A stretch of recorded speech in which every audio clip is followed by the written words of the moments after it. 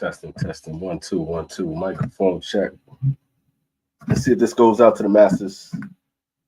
Let's see if this goes out to the world.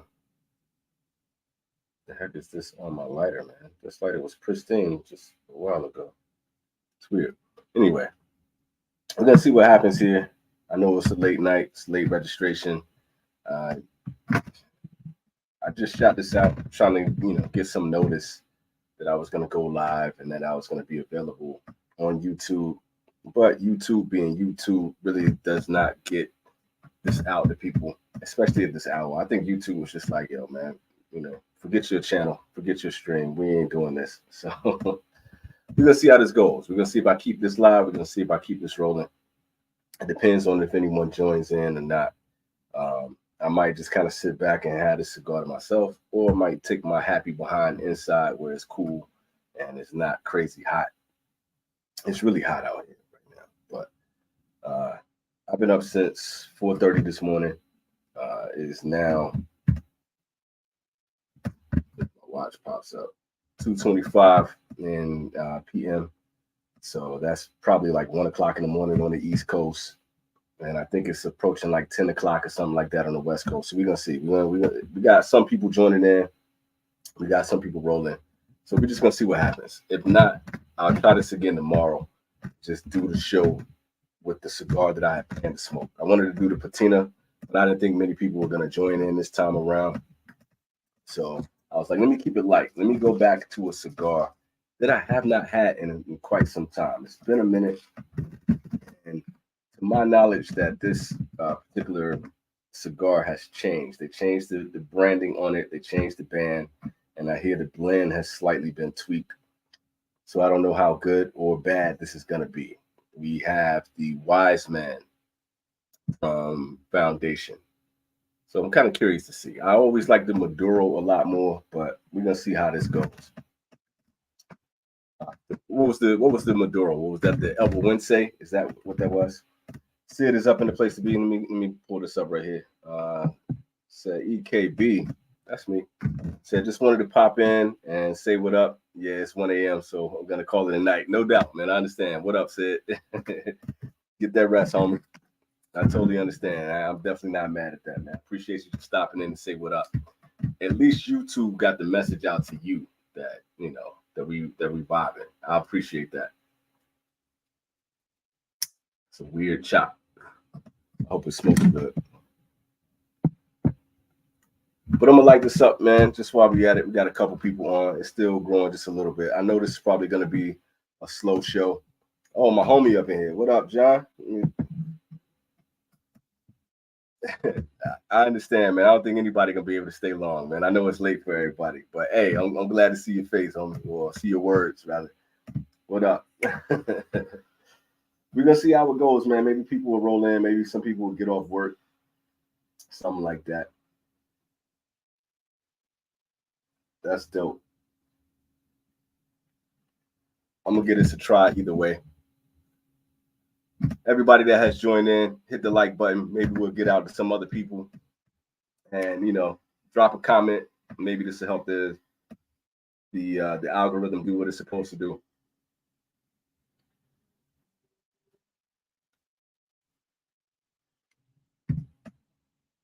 I thought this was a good time to kind of go back and revisit a cigar. And really, when you think about it, I don't even know if I'm really revisiting this one. This might just be something new. Again, this might be pretty much a new experience since this is a rebrand. Hey, EKB just got done with some editing, waiting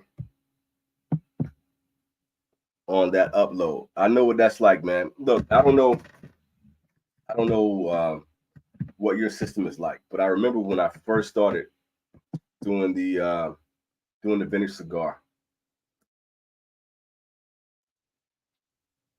especially here in Japan, I had a VPN set up.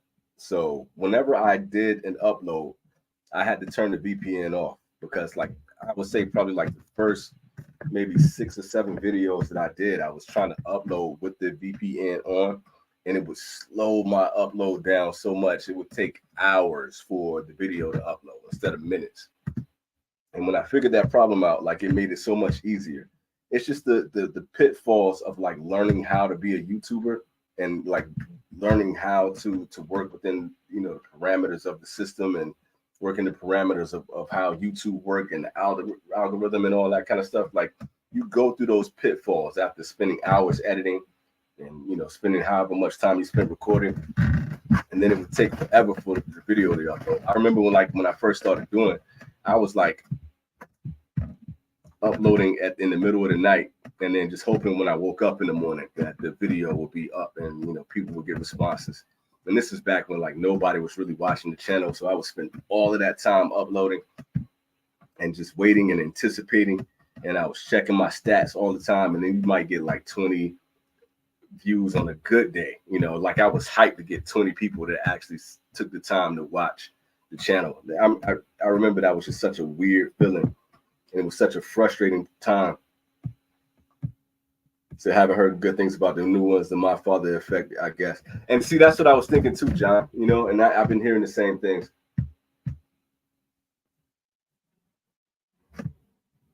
It does kind of feel like, just even at the start, it does kind of feel like a My Father a little bit, but I don't want to get, you know, gassed up. I'm hoping that, you know, as I get into it, it'll grow and be less leathery, because I'm always ready kind of getting like a,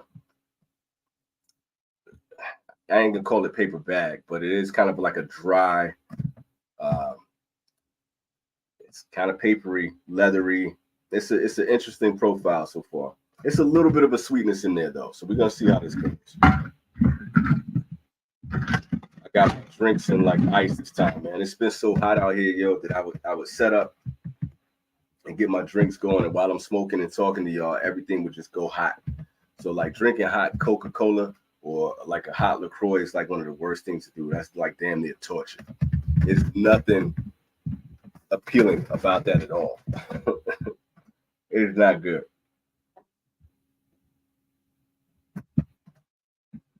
It's nice to sit back and have a cigar though. Oh, so what are you editing, Ben? I ain't even asked, man. That's what I should have asked, man. What are you editing in the process right now?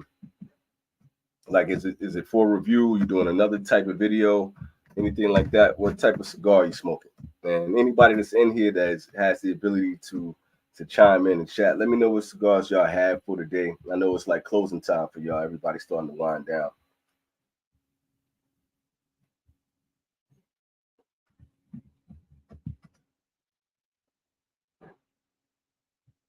I don't know, man. This is not coming off like anything that's special. It's not like really bad though. It's not horrible. It's almost kind of an accurate profile though, but I think this is going to develop. I feel like it's really early in the stick for me to like pass any kind of judgment.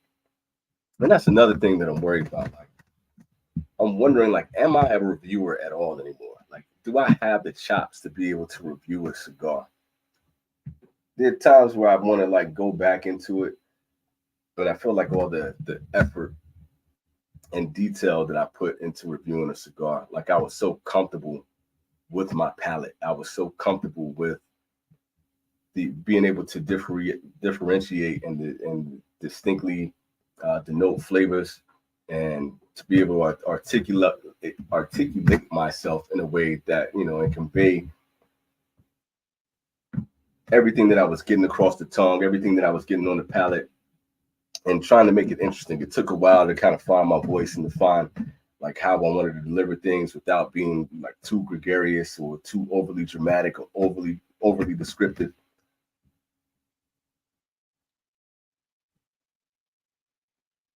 But I got myself so much to a point where I just wanted to sit back and enjoy a cigar for what it is and not get into that. I don't even know if I could really be as efficient and proficient as I once was before. Let me see what AW is talking about. What is your favorite size in the meat carita? Good question. And it's pretty much an easy answer, man. It's like just kind of in general when it comes to Saka in general, that range, but like the 6x48, pretty much Saka and I agree that's kind of like one of the best Vitolas in general.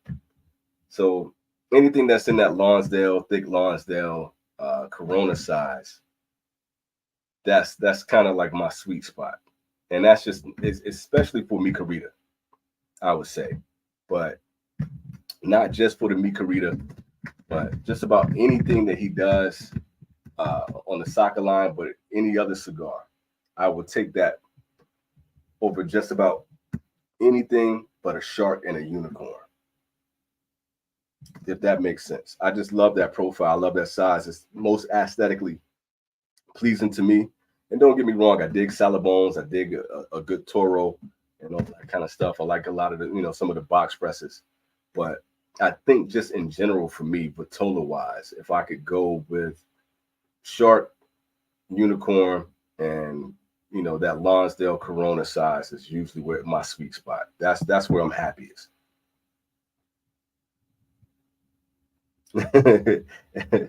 My man said, "Yo, where you at?"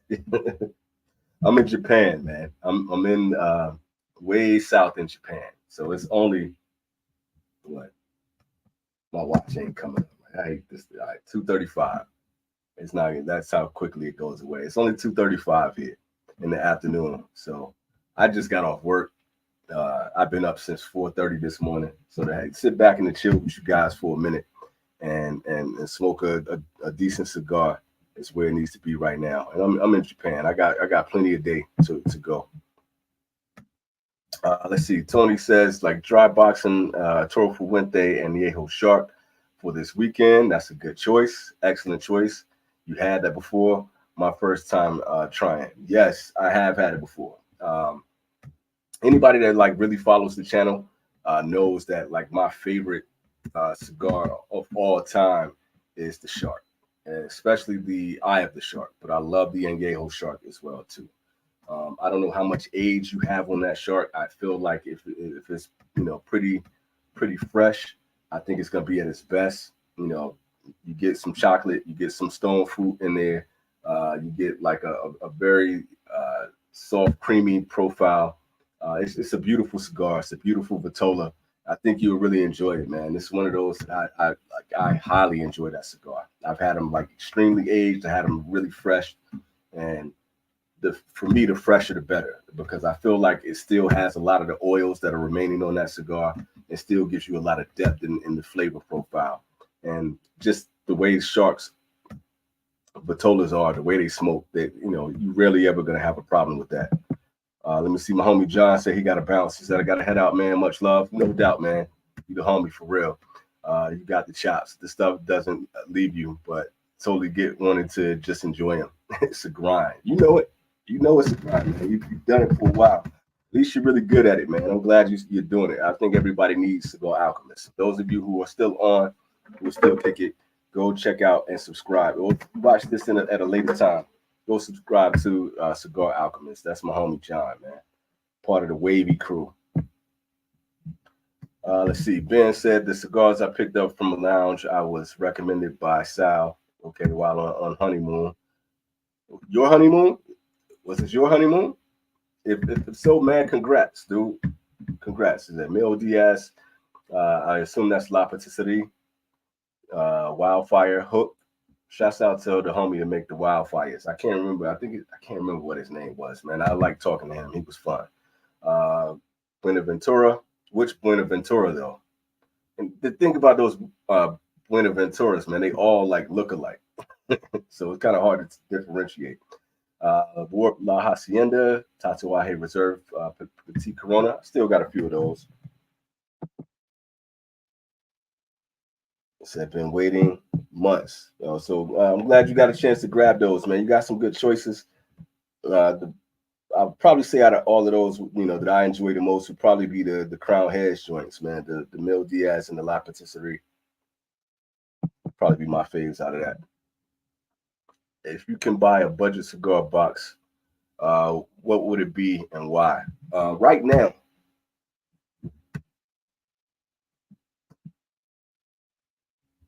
if I'm buying a box, I don't even know if you could even call these a box, but you can definitely get them in a bundle, and they're not bundle cigars. You feel me? They're definitely box worthy. Right now, I know you guys know I get kind of hype on Dunbarton Tobacco. But if you're looking for a budget cigar, right? If you're going to look for something that is going to be budget price range, and I'm talking about something that will fit my palate, that's going to give you premium tobacco, it's going to give you the flavor that you're looking for, it's going to be a good daily smoke, Umbagog. So either if it's the standard Umbagog, or if it's going to be the Umbagog Bronzeback. Bronzeback is going to be slightly more expensive, but not crazy more expensive. But right now, just out of the budget sticks, they're probably like my favorite period right now. And it's just like, if you like Mi Querida, or if you like anything that Dunbarton Tobacco is doing, that is an excellent choice. And that Bronzeback is probably one of the top cigars that I had for 2024. And if I kind of decide to sit back and put a list together for a top 10 list for the end of the year, I'm debating on whether I'm gonna do that or not.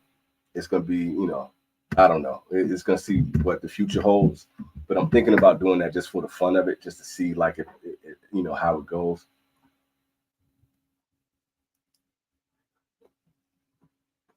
Bronzeback is definitely going to be up there for 2024, and just the Umbagog in general is an excellent choice. Hopefully that kind of gave you the feedback you wanted, and gave you enough detail, and hopefully I answered that in a way that's going to be beneficial for you, and you should be able to get your hands on it. It's not limited production. That's another good thing about it. But that's usually the case with budget cigars. And anyway, I've been enjoying your collabs with Fred. That's what's up, man. Appreciate it. Great live review. Yes, from for my honeymoon. Got married in April, honeymoon in May, man. Big congrats, dude. Sorry I was behind on that, man. I feel like I kind of been in my own bubble, man. But I hope the honeymoon was great. For me and the wife, man, we went to the Bahamas, man. And it's crazy to think that I was probably like almost 16, 17 years ago. So many, many, many years, man. Many great travels for y'all. I hope everything goes, better than can be expected. I bet.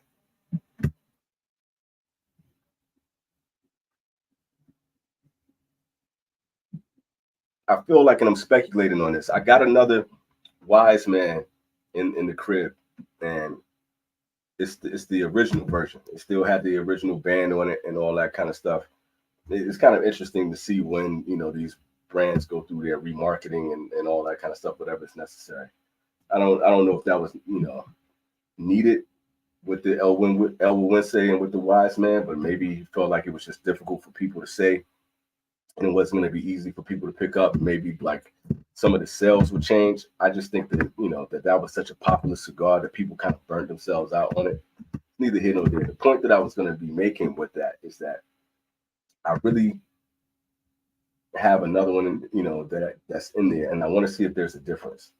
But I did a buyer's guide on this cigar where I compared the Wiseman to the El Wince a couple years back. They got a pretty good turnout on that show, and I remember the Wiseman being a lot spicier than what I'm getting right now. So I wonder if that's something that has changed. It's going to the new factory and things like that. Is that making a difference?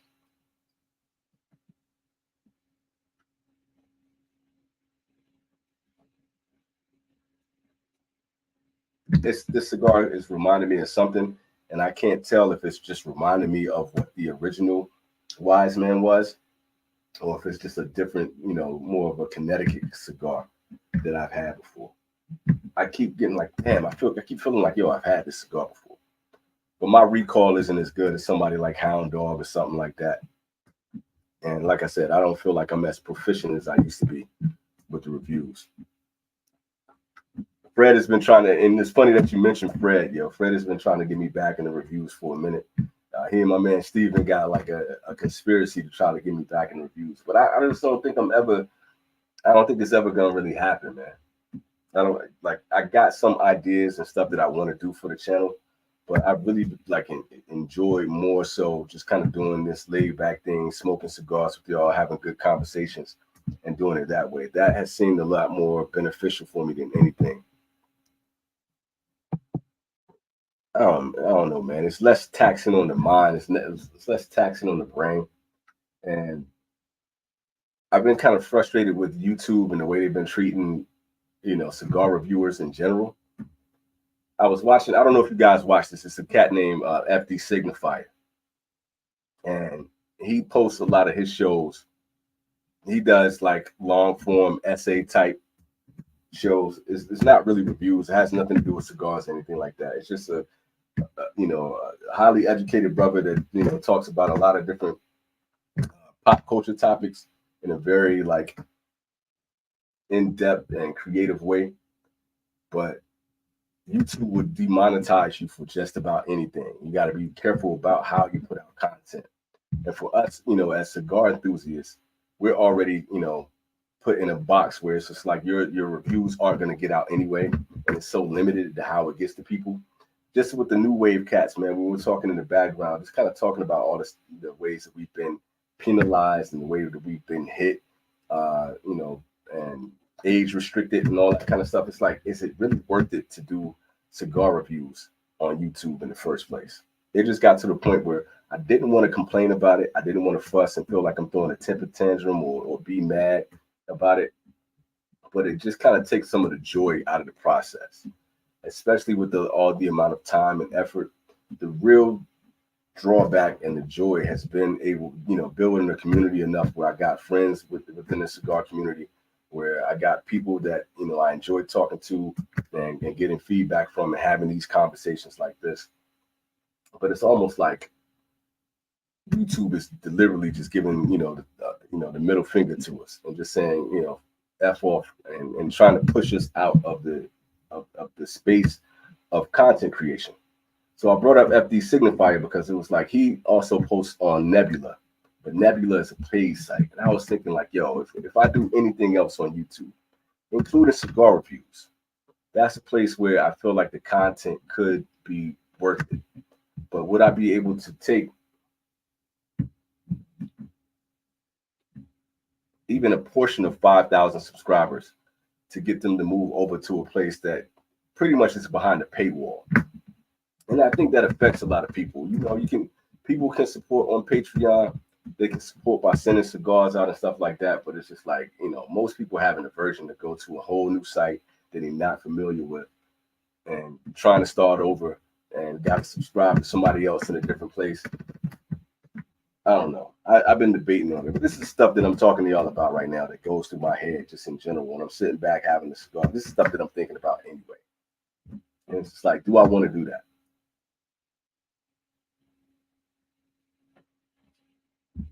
But even if I wasn't doing that, if I just wanted to have a space where it's not about reviews, where I just wanted to talk about cigars in general, just to talk about the different rap leagues, to talk about the community in its efforts and all the stuff that is happening behind the scenes with, just different, companies moving, companies being bought up, and the experience of being a cigar smoker, the evolution of being a cigar smoker, just talking about stuff that could be fun about just what it's like to be a YouTube reviewer or an enthusiast. That would be the place to go. But would it be worth it long term? You feel me? It's like, it's a complicated thing.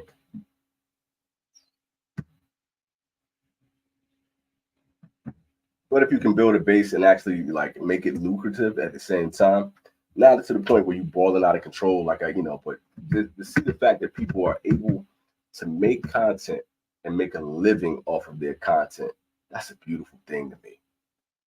And I wanted that, and that was all fine and good. Because I think the goal for anybody is to be able to do what you love and make a career out of it. It's not even about like any kind of level of greed. It's just about like, yo, what could be better than getting paid to smoke cigars that you love to smoke anyway, and getting paid to talk to the people that you like to talk to anyway. And that's I think that's anybody's goal. And we live in a capitalist society regardless. Plus, the other side to like doing reviews is like, take somebody like Matt, right? Cigar Hound Dog. This cat is easily right now the biggest cigar YouTuber that is just naturally grown, that doesn't have a company, that doesn't have any backers behind him, and doesn't have a major set or anything like that. He's the big dog. Well deserved. The dude put the time and effort into doing the shorts. He put the time and effort into being consistent on making the content. he put all of that, that effort forward to be there. He has the palate, he has the, the personality, he has the presence to be able to do all that. Well deserved. Much respect to the homie for being able to amass the amount of people. But at his level right now, he should be able to just get to the point where he could basically have this as another job, not just with Patreon, just with YouTube alone. He should be able to have enough to support himself doing what he wants to do, right? And that's kind of a cool thing. But he's limited just because of the type of content, and it shouldn't be that way. And it's really just detrimental. Texas, what up, man?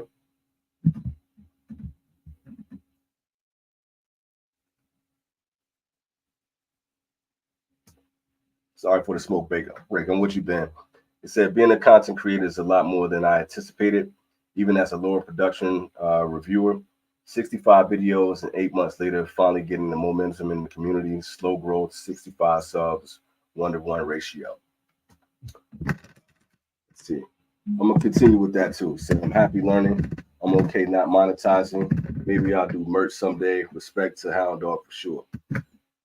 And that's the thing. Like you really gotta enjoy doing it.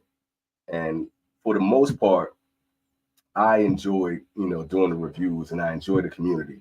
Like I love the creative side of it. That part was fun. But to kind of continue with what I was gonna say with Hound Dog in that though, the other side to it is that whenever he talks about a particular cigar, what up, homie?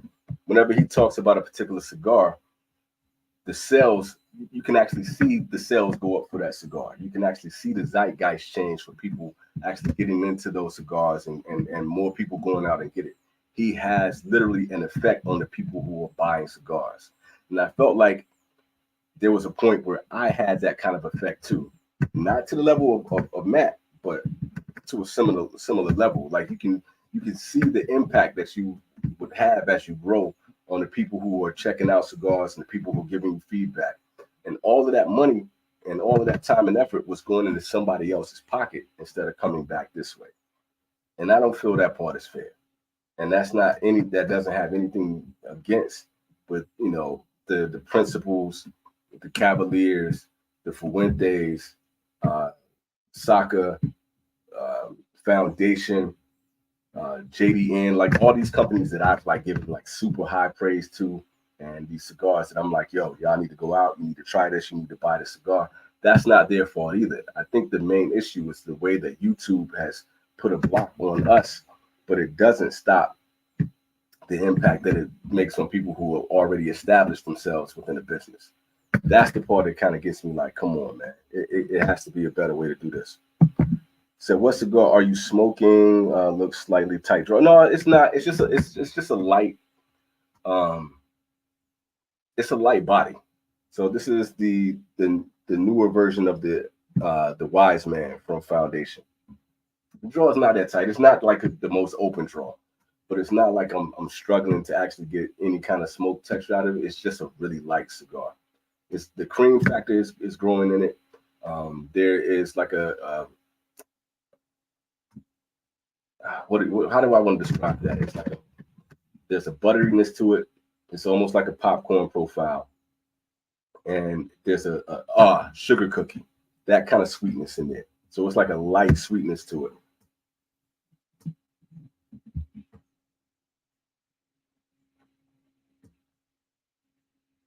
So I am getting some smoke, but it's a slightly tight draw, but not too bad. Nothing I would complain about in this case. He says, no doubt. I'm not as critical of cigars like he is, but I know for sure when he says one is good, I'm usually looking for it. Yeah, for real. And like the thing is, one thing that made Matt and myself kind of like, become tight is because I'm gonna get to that one too. Word. I see the next comment. But one thing about myself and Matt, when we first started like having a conversation and we were watching each other's videos, we had a very similar palate. Our tastes have kind of diverged over time as we've kind of evolved, but we still appreciate a lot of the same cigars. Case in point, with this Warp cigar, the Crocodile, however you say the name, I don't even remember. But that's one I'm trying to go out and get for myself as well too, because if he's that high on it, I'm at least gonna enjoy that cigar. And personally, I want to find another warp cigar other than the Chinchale that I really, and the El Oso that I really did, because I would say right now those are my two favorites from the warp cigars. Um, what is it? The El Camino? Not El Camino. This is not a car. What El? I can't think of the name of it. It almost looks like a B symbol that's up there. Like a. It has a hexagon and a circle inside. I can't think of exactly. Is it raining? I think it's raining. I'm gonna hold up. I got an umbrella up here. Hopefully, I'll be all right. That being said, man, I like warp can get kind of like one note to me, and there's not a lot of diversity in the flavor profiles. Even with the cigars that I really enjoy, the El Oso Blanco is probably one of the best burning cigars that I've ever had. It's phenomenal as far as that. It's really about to rain on me, yo.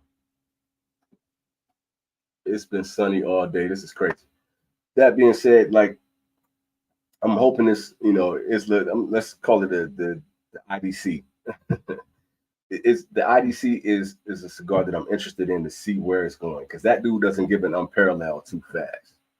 And even when I went back to watch his review on that cigar, and saw the fact that he said it was unparalleled, like that even had me as his friend and somebody that's been following him, since the inception of his channel, still makes me like, damn, he's giving that unparalleled. That's going to be something major. That's not something that you can take lightly, as if you respect his palate and respect somebody's rating system. You know what I'm saying? I feel like with a rating system like his, I almost feel like I should have done that myself, but I spent the majority of the creation of my content with being like, yo, I don't want to steer people in the way just with the ratings. I want people to kind of, go based off what my palate was saying and the recommendation. Like, hey, if this sounds like something you want, you should go out and get it.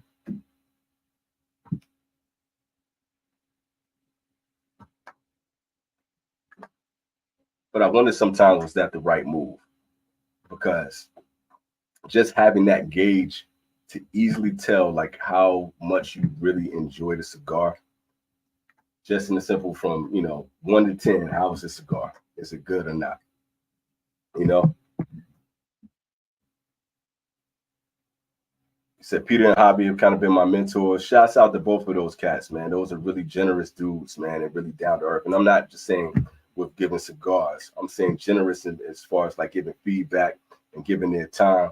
So definitely, definitely the influence on what cigars you smoke from your palate. PPG, Peter Palate Gang. Nah, man. Hobby is a really laid back cat, man. But I with somebody like Hobby to be as laid back as he is, I really like the how do I want to put this? I really like the presence that he has within the cigar community, because there's a part where he's still kind of developing his palate and developing his personality as far as cigars go, but at the same time he's also a really thoughtful dude, and he's really thoughtful of how he's treating other people and how he comes across in the cigar industry. So you got good mentors, man, and I got nothing but respect for those guys, especially Peter. One thing about Peter is like,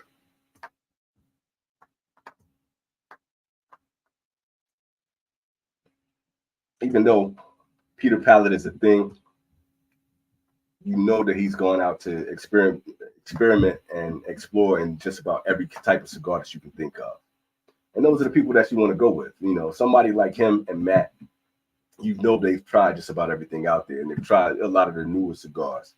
That was a tough thing to do, is trying to figure out, like, if you are a content creator and trying to show your audience what's out there and what's new, what's old, what's current, what's in the within the zeitgeist of attention and popularity, and trying to show what's off the radar, and trying to mix all of that up so that you can get the views, so you can get the content, so you can get the feedback, so you can get the notoriety. That's one of the complex things. That was what was so difficult for me, just kind of getting started out there. It was like, how do I make myself stand out in a way? And that, and I'm not saying it's just to like, toot my own horn or to talk about myself, but I'm just talking about from my perspective and the way I see things. I think this is something that everybody who is getting into the space where you're trying to develop your personality, you're trying to develop your voice, you're developing your palette, but also trying to draw people in, to see who you are, and to garner some respect as an enthusiast, right? You have to be able to make your own identity, and you have to be able to get people to respect the time and effort that you put into talking about cigars. So you have to show a way, like the buyer's guide was my way to show people like there's another way to take a look at cigars without being just about having the best and most well-known cigars that are out there, because I didn't have that. I didn't have that resource.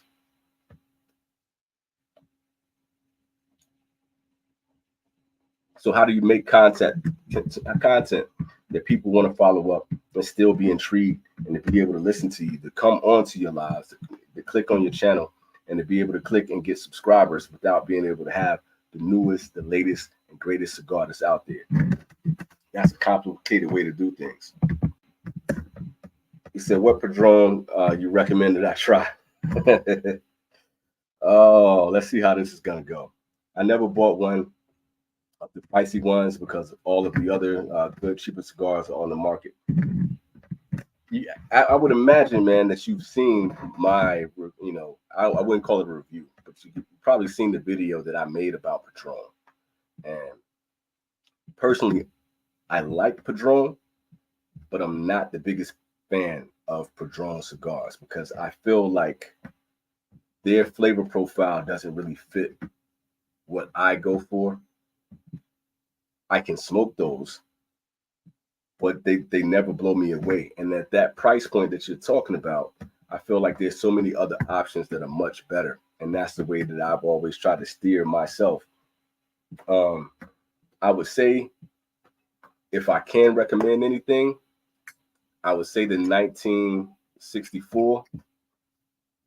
And I would say, I think it's the black, because that's probably going to give you the most unique experience out of Padron.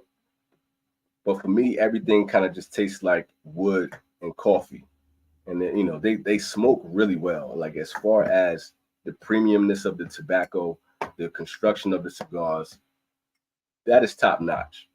You really can't go wrong in that regard. But if you're just kind of looking at it from a standpoint, like if you're going for complexity and depth within the flavor profile, there's so many other options.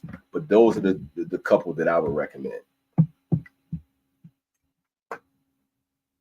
Like I said, funny, I get sucked into the current hype thing, but part of me wants to go back 2 to 3 years and picking up things I missed, and the hype is gone. Exactly.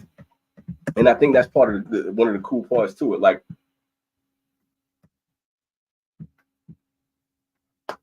honestly, I would recommend going a few years back on my channel, going a few years back on Master Your Ash channel, going a few years back on Cigar Hound Dog's channel. Even check out Ron Real, check out Mr. Lancero, and that way you can go back into the Placencias, you can go back into some of the foundation cigars, even with some of the releases that came from Monte Cristo, some of the Altitas, Crown Heads, some of their earlier cigars, like the El Wince, Aganorsa's earlier cigars. I think you will find some absolute gems, and you can find them in a way that you could even go back to the Oliva Milanio, go back to some of the stuff that people like. There was a period where like there was some of the cigars that are so hyped now are going to be, passe, and it's going to be cigars that you can appreciate. The rain is really starting to come down, So like if I just dip out, that's why, y'all. I just don't want my laptop to die out. Fred, what up? I see you. But I would really highly recommend going back to like the Norteños, going back to like some of the Herrera SLEs, go back to the Undercrown 10. There's some cigars that were, Aganorsa Signature Selection, Cavalier White. Like there's some cigars that were out there that were really hyped at one point in time that people don't even talk about anymore. Yo, this is about to get real crazy. So far I'm good, man, but I didn't want this to go down. I gotta show love to the homie right here, Fred. Fred also mentioned the Velvet Rat. Yeah, that's one from Drew Estates. I think Drew Estate definitely has one. I would also go back to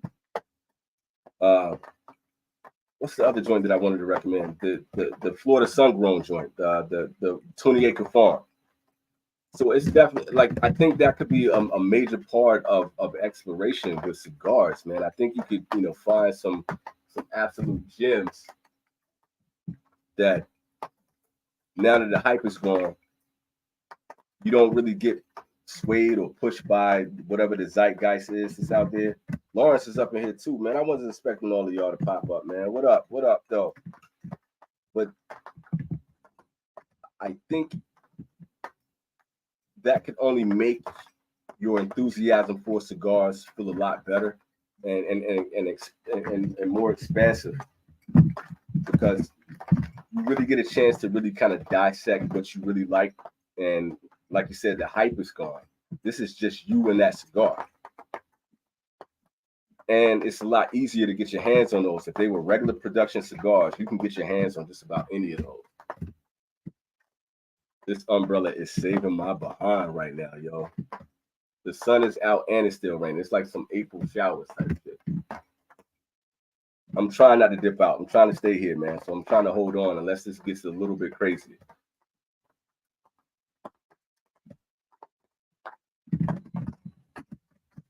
I think Fred had like a really good recommendation though with that Velvet Rat. And just a lot of, I mean, you could just say that with a lot of the Liga Privada cigars in general. You can go through those. You can go through the number 9, the T52. Those are definitely good options. I did mention the Norteño, right? Oh, Crown Heads. You can go back to the La Imperiosa. That's a banger. That would be, definitely worth experimenting with. Tex said I got some Sakakan based on your Michael and Matt's and John reviews. I'm not the hype. It's not the hype in 2024. It's interesting like how quickly we move on just in the cigar culture. Like that's still a cigar that I have down in the humidor that I still appreciate, and it's still one of my absolute favorites. You feel me? But it's almost like the sneaker culture, and I know I make that comparison a lot, but it's like what's going to be, on the top of everybody's list in 2023 and 2024, their top 10 list is almost going to be passé. Right now, everybody's, talking about the Mil Diaz Maduro, or they're talking about the Atabey Maduro, but the original Atabey used to be everything. The Kintsugi is a cigar that I used to talk about a lot, and I put on a lot of my, top 10 lists. The Antaños cigars used to be super popular from Hoya to Nicaragua. That used to be the talk of the town. God dang.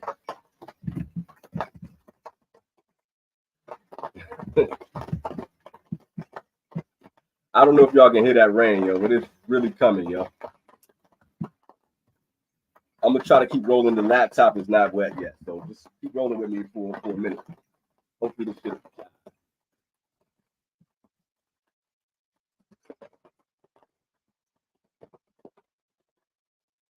Anyway, like I think, like, what do you think about that cigar?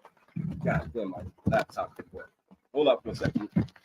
I don't think I can move this way.